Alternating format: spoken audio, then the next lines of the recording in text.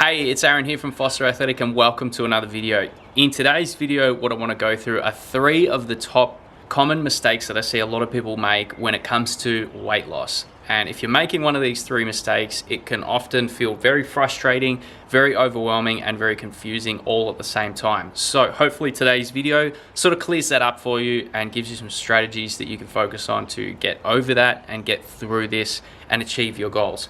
So number 1 is looking for quick fix diets. If we're always looking for a short-term solution, we're always going to be frustrated, because chances are you've done several different diets if you've done that approach and they haven't worked. You know, you're looking for the next one.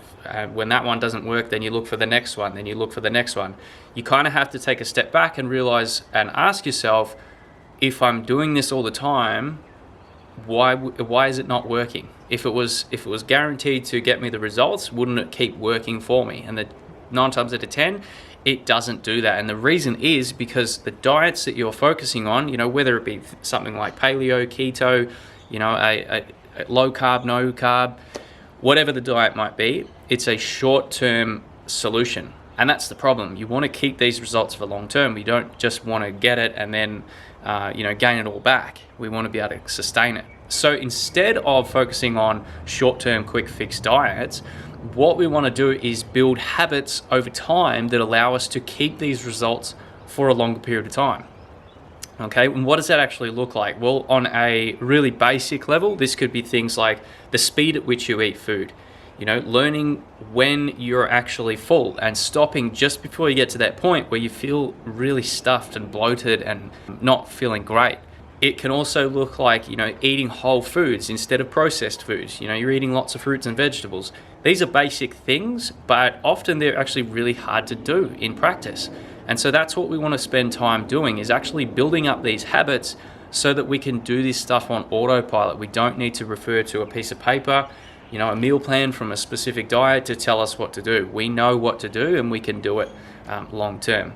Number 2, we've got cutting the calories too drastically. All right, so if we go from, let's say for example, if we go from our maintenance is 2,500 calories on any given day, whether you're measuring it or not, whatever set point you're having, and then all of a sudden you slash that and you go down to something like 800 calories. That is a massive drop. And initially you're going to see some results from that. Like, you're probably going to lose weight pretty quickly in the beginning, but then your body's going to quickly adapt to that because it's working out what's going on. All of a sudden you cut all of the energy that's coming in that it needs to function every day. So what does it do? It will down-regulate your metabolism to match the food coming in. What does that mean for you? It means it's going to be harder in the long term to actually keep losing weight. You're fighting your body in a race to the bottom. It's a no-win situation here. You're just going to be feeling really lethargic. You're not going to be concentrating well. You're not going to be feeling good in general. And you're going to feel really unmotivated to go about your day and to walk and do activities, things that are all going to contribute to you feeling great. So that is not a long-term solution there. What we want to do instead is look at bringing the amount of food down very, very slowly, one step at a time. And it sort of ties into that first one where we've got those habits built up that allow us to actually naturally bring down the amount of food that we're eating so that we do start to lose weight. We encourage our body to lose weight. We don't want to push it into a situation where it goes, nah, hang on, I'm not going to do anything. I'm going to actually shut down everything so that we don't keep losing weight. Number 3. Only eating really small meals at breakfast and lunch. This is actually a really common thing. A lot of people do tend to find either now get up in the morning, they don't feel like having breakfast. And for lunch, quite often what happens is most people will have like a really small lunch. And then later on in the day, that's where things start to come undone. It's a logical way of thinking about it. If I cut out, you know, breakfast and I reduce lunch, surely I must be eating less. But the problem with that is, if you're doing that, quite often what happens is you get to nighttime and all of this unplanned snacking starts to take place. You know, whether it be on the way home from work, you're going and you're buying 5 to 6 bags of chips, or you're getting home and you're going to the secret stashes that are around your house of chocolate, chips, cheese, crackers. You know, might be drinking wine while you're preparing dinner, and then you're overeating on all of these snack foods, eating bigger portions at dinner and then having dessert on top of that.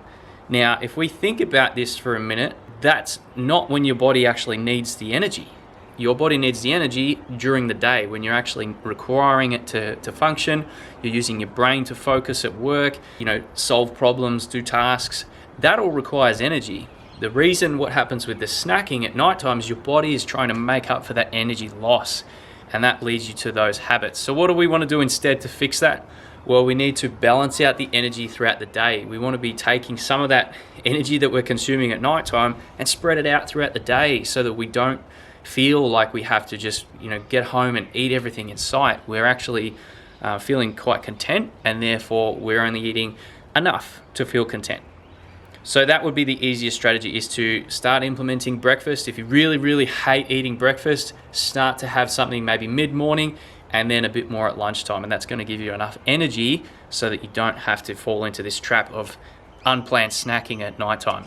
So that's it for this video. I hope that was really helpful. If you find yourself making one of these mistakes, it can be very frustrating, but hopefully in today's video, it gave you some strategies to work with and actually focus on to overcome that problem for you. Thanks so much for watching, and I'll see you next time.